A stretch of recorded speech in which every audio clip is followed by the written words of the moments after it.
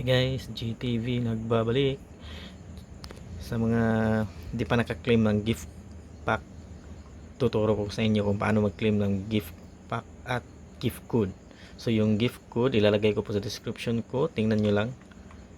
So ang yung gagawin, pupunta tayo sa pack exchange counter. Hanapin natin yun, nandito lang yun sa gilid.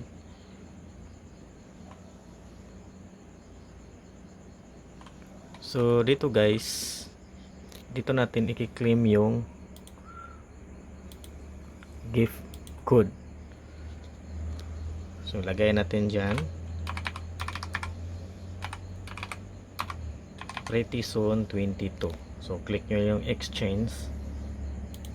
So yung akin na redeem ko na kasi, so sa inyo ilagay nyo din yung nakakuha ng gift pack. Comment nyo sa baba kung anong nakukuha nyo. So yun lang po, maraming salamat.